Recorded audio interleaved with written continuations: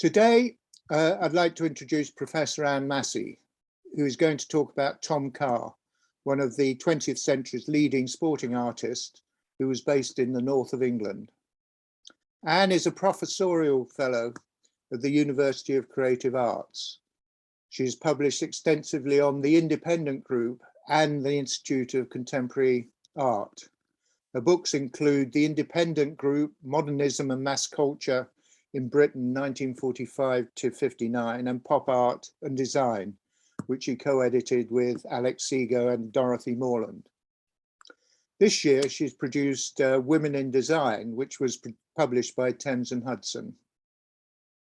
She's co-curated exhibitions at the Hatton Gallery and the ICA on the Independent Group and contributed to many exhibition catalogues, as well as writing for many specialist magazines. However, this morning we've torn her away from her day job in modern art to talk about Tom Carr. She's eminently qualified as she is the granddaughter of Tom and knew him well. She has recently donated a series of his sketchbooks and account books to the BSAT archive, which is an important record of his work and will be of great help to future researchers. We're also hoping that she'll be able to write an essay on Tom for our series of twice yearly essays. As usual, as Sally said, Anne is happy to answer questions at the end of the talk. The procedure is that you use the Q&A button to the bottom right of the screen. You type the questions and I put the questions to Anne at the end of the talk. So, Anne, over to you. Thank you. Thank you, Tim, for that lovely introduction. And thank you for inviting me to talk this morning and introduce you to the sporting artist, Tom Carr. Why should you be interested in Tom Carr? Well, firstly, as Tim said, the archive of his working life has been donated to the British Sporting Art Trust by his descendants, which holds a wealth of valuable information. And secondly, this is an exciting record of one of Britain's least known 20th century sporting artists. And thirdly, he is an overlooked artist, appearing occasionally in auction sales and in dictionaries and featuring in the private collections of patrons and their families around the globe. Now's the time to shed light on the work and life of this important artist and make it better known, and perhaps link this with the history of 20th century British art in general. He's categorised as a sporting artist, and his extensive body of work recorded animals racing through the landscape, including prize racehorses at the Grand National, or the hunt in full pelt, loyal hounds or prize ponies.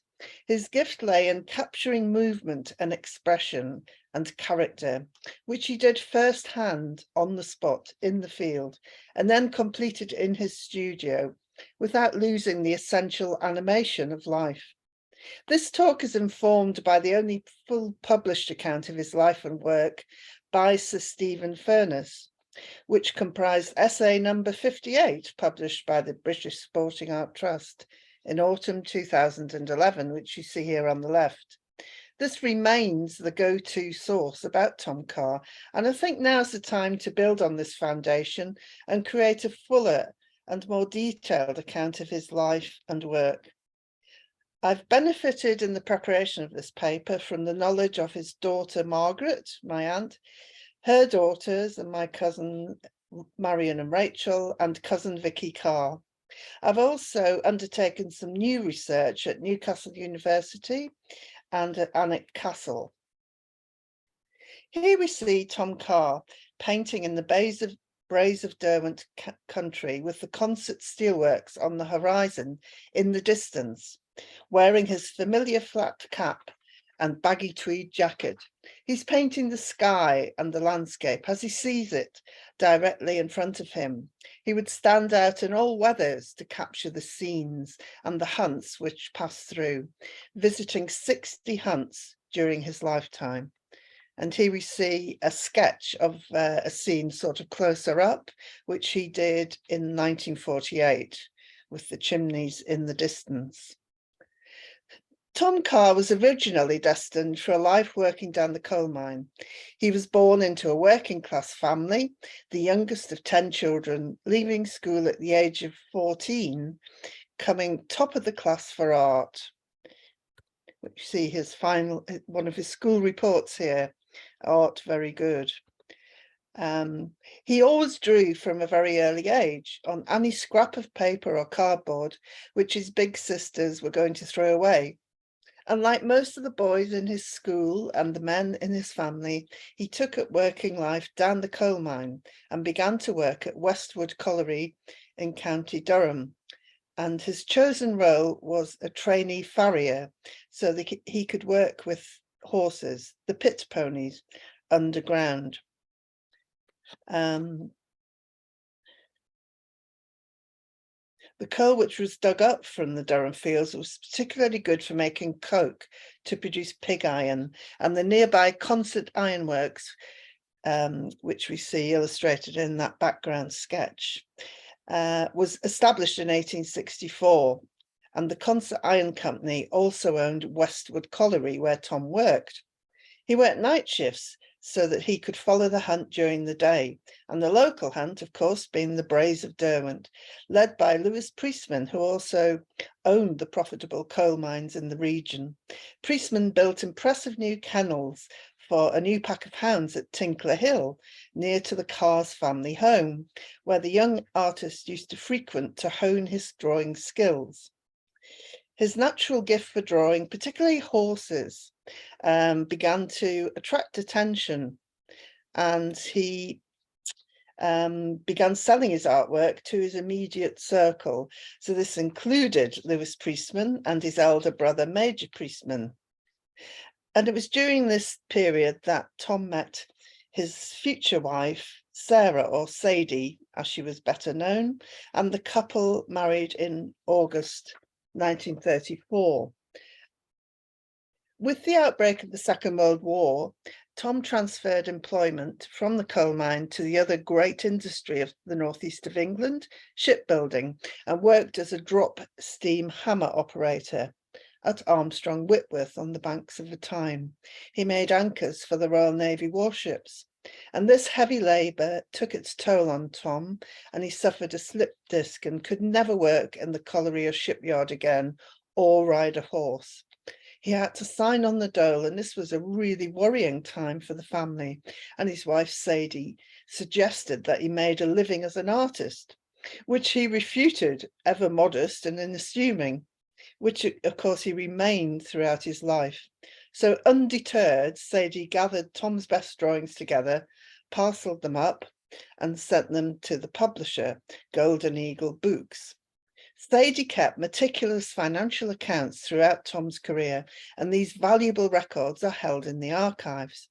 Here we can see that the publisher was impressed by Tom's drawings, and he was commissioned to illustrate the book Hounds Are Running, for which he received a fee of £55 and 13 shillings in May 1948. Not an unsubstantial amount at the time, and here we see the book. For this fee, Tom produced 1 watercolour and 56 pencil drawings, inspired by the Irish writer Stanislaus Lynch's short stories. Because of his war service and injuries, Tom was fortunately eligible for a Ministry of Education grant of £361, which we can see in the left-hand cash book. He received that annually for 2 years. The 2 years it took to study fine art at King's College, Newcastle, which was then part of the University of Durham, now becoming the University of Newcastle in 1963.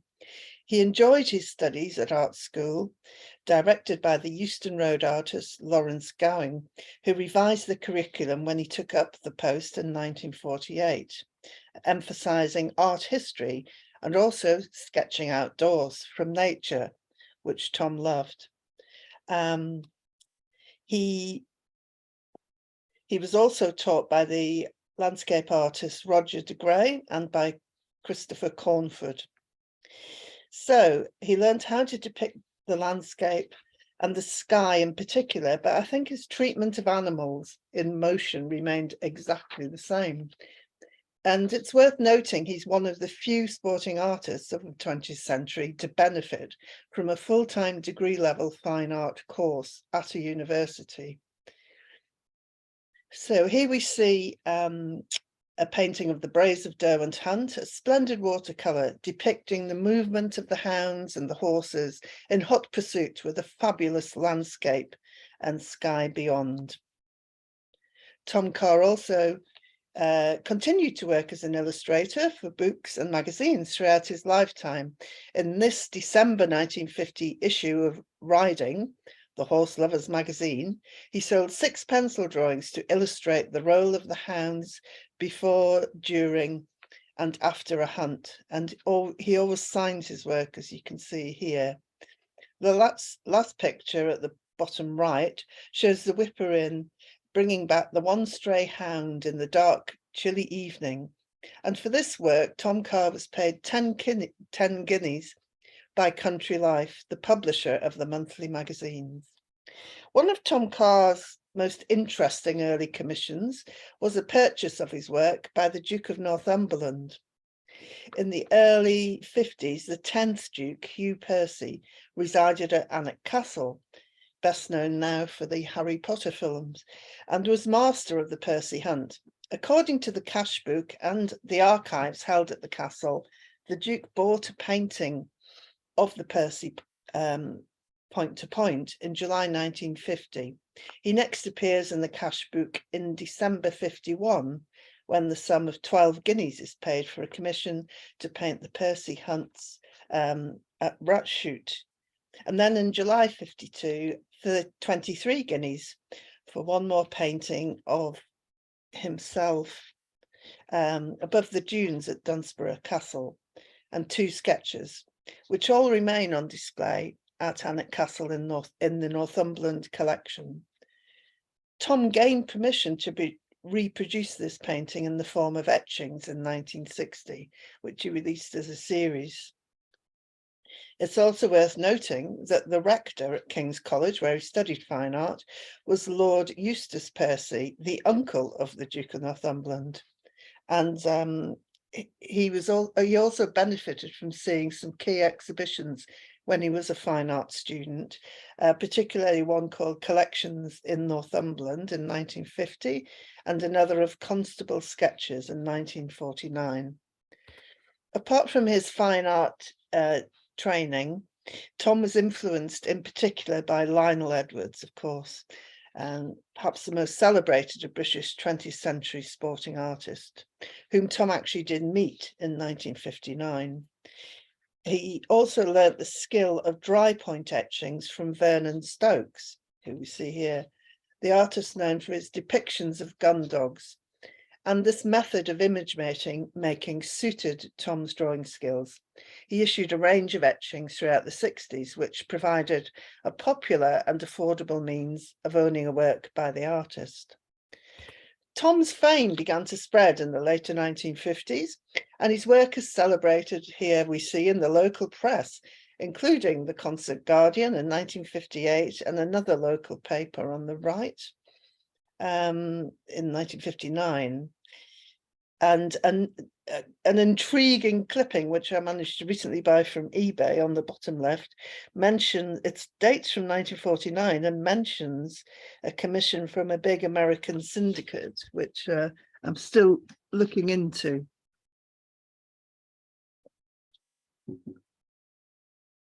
Okay.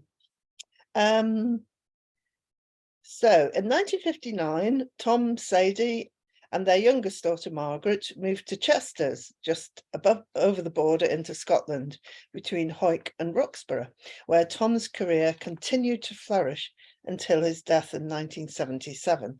And there are cash books covering this entire period, so we can start tracking his commissions and his work. And here you see a picture of me on the steps of his new studio, which his son-in-law, the architect Harry Massey, designed for him at the Chesters house. And this is where he used to do the prints as well.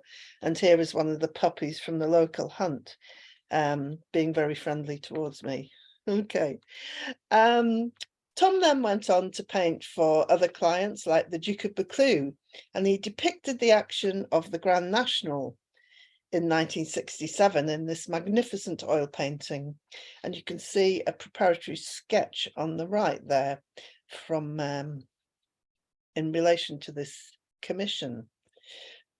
Tom also depicted horses in action at the polo match. This from one of the many sketchbooks to be found in the archive, showing his on-the-spot sketches of Cirencester Park Polo in 1967. And I think it's amazing the way he can capture that particular movement. And here on the front cover of the sketchbooks, we can see he's made a note of how to get to Cirencester from the borders. He also painted beagles, we can see there on the top left, otter hunting, top right, and prize stud ponies in Wales. He was seeing horses and foals set in the landscape, as well as many military commissions.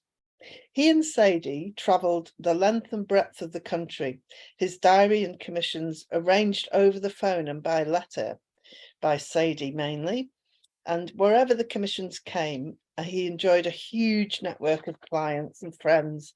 He was a popular man, always ready with a joke, and could make you really howl with laughter, and was never really changed by his artistic success. Similarly, his style remained the same throughout his lifetime, whether depicting the Northumberland or Cottesmore hunts, always capturing with great accuracy the movement, the speed and the drama of the events taking place before his very eyes. Tom died in 1977, leaving a valuable legacy of paintings, drawings, prints, and the archival records, of course.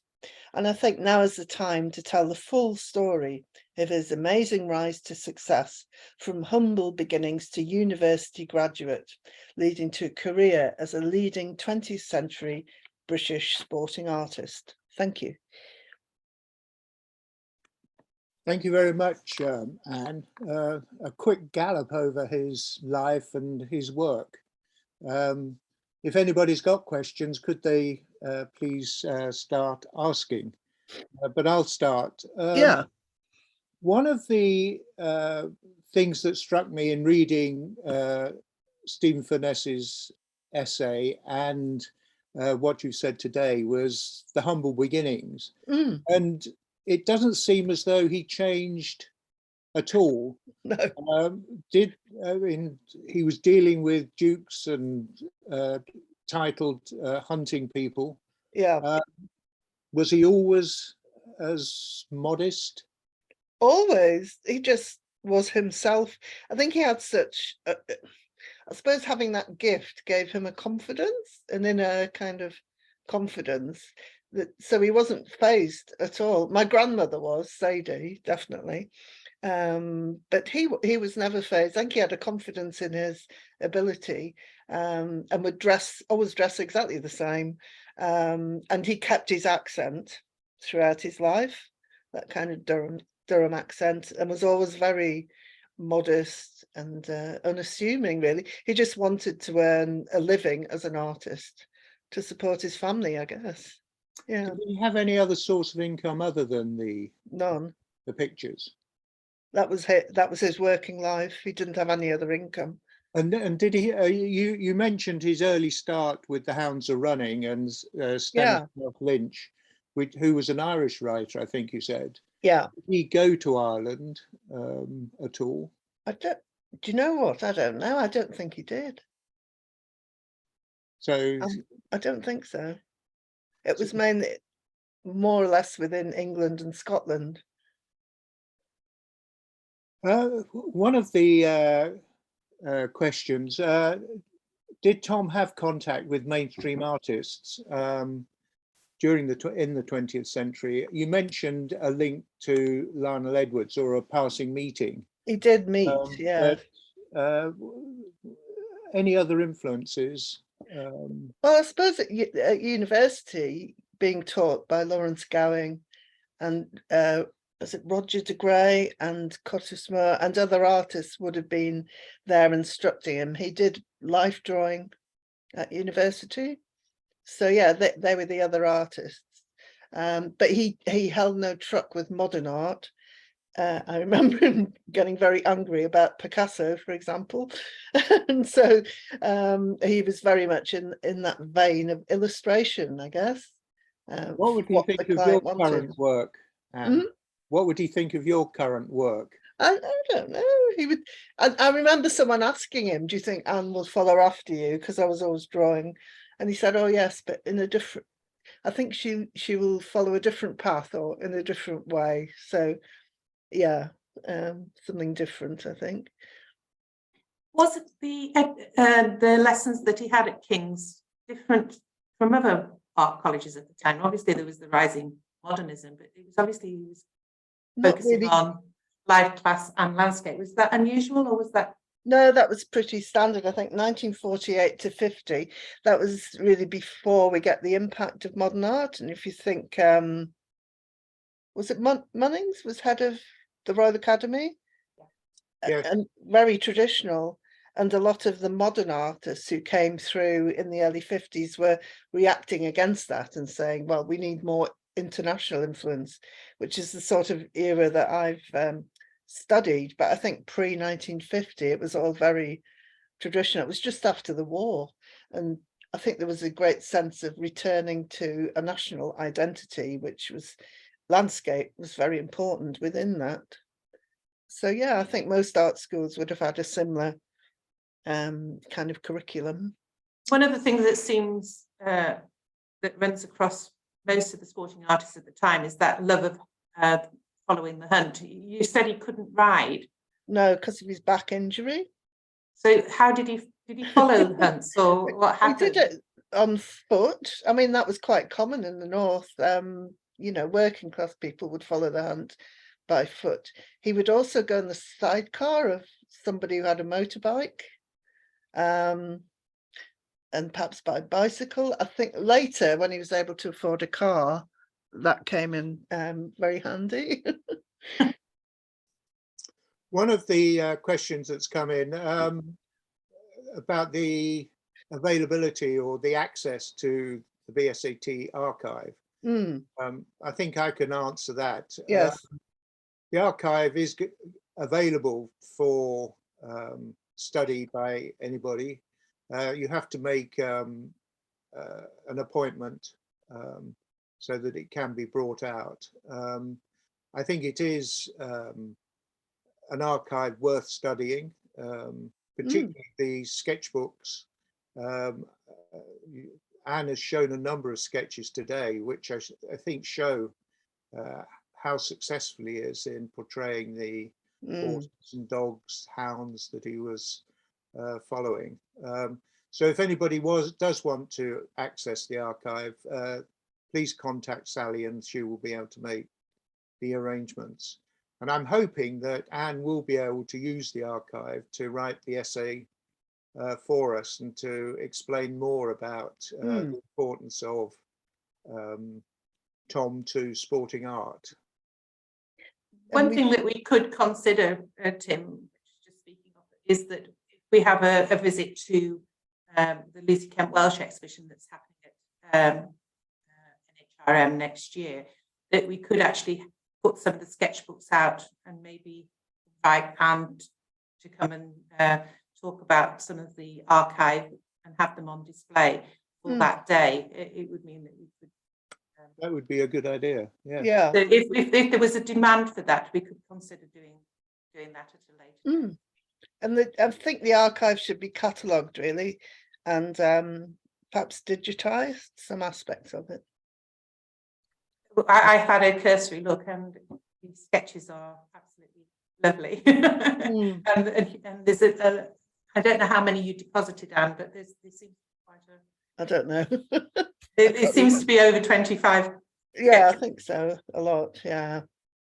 I do have a comment here that from a Jonathan Hunt, who suggests that what Tom Carr brings to the School of Sporting Artists is a snaffle skill in painting an idea, but with the movement better captured. And I think that's what you were emphasising. Yes, absolutely. It's the capture of movement that Yeah. Tom would be. Because he never worked from photographs. I don't think he even owned a camera. Whereas I think a lot of sporting art can rely on photography, and it makes it kind of static. I think it changes the character of it, whereas he managed to capture the movement, but also the spirit and the feeling of the occasion. Did he have animals around him? Hmm? Did he have animals? Oh yes, he always had his pet border terrier, Mickey, who followed him everywhere very loyally. And my auntie in particular was a very keen and able horsewoman, and always kept horses at the house. There was a stable there. So yes, very keen on animals and being around animals. Whereabouts do you, or in what directions do you think research should go now in looking at his life?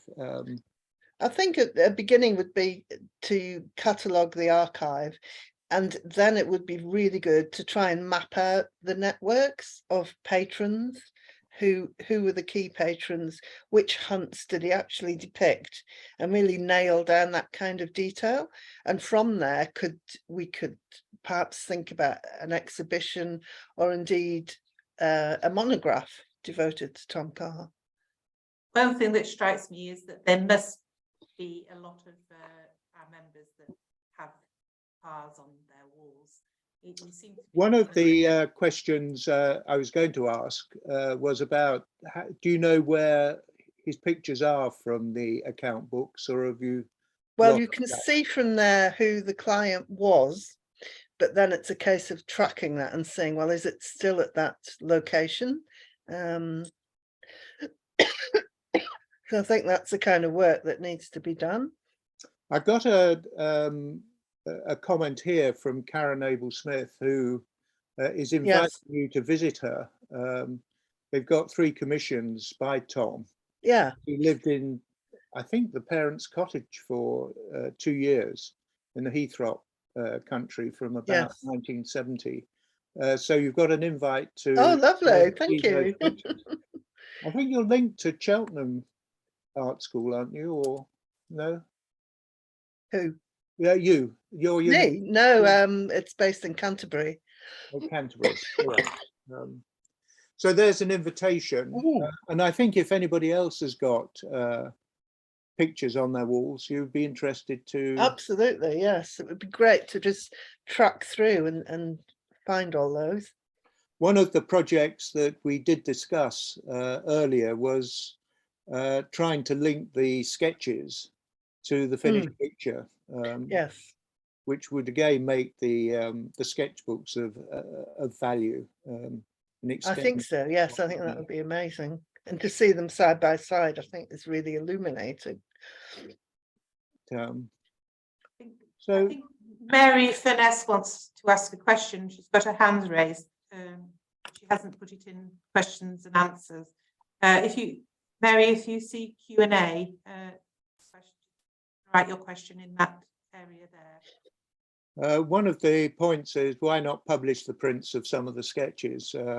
Yes, I think we would have customers amongst our members, so that might be a project good idea to think about as well. They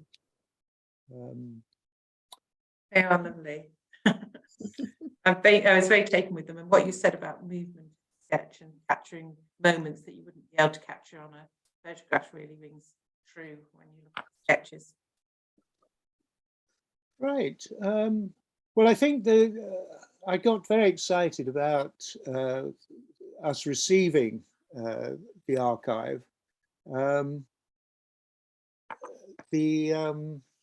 think there's more work and more to learn about Tom, and to bring, although we say he's quite famous or well known, I think there's more to be known than we know at the moment. I think so. Another suggestion is that we should look to see if there's an article that we could place in Country Life.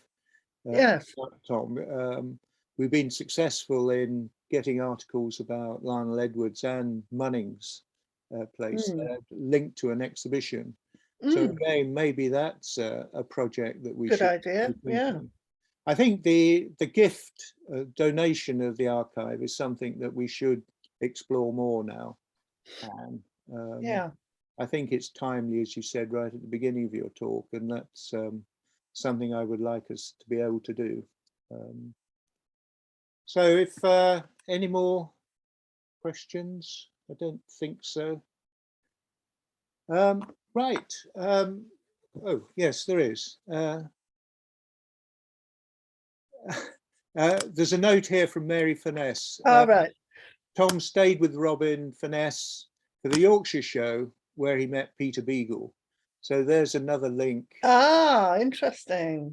And we've been doing a lot of work. I mean, even this morning, Sally and I were discussing the Peter Beagle archive, transcriptions that we've done of the letters that Lionel Edwards sent to Peter Beagle. Ah, that's a So good it's link. a timely comment and another link that we should be exploring.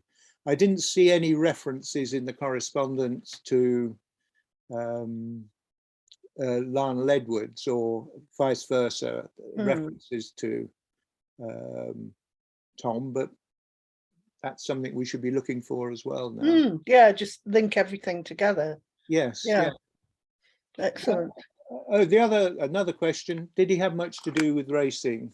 Yes. Obviously had that picture of the Grand National. I think it's one of his amazing accomplishments. But yes, lots of racing. Obviously, I put Grand National in because that's the most well known. But lots of races, particularly in the north, of course, Scotland and so on.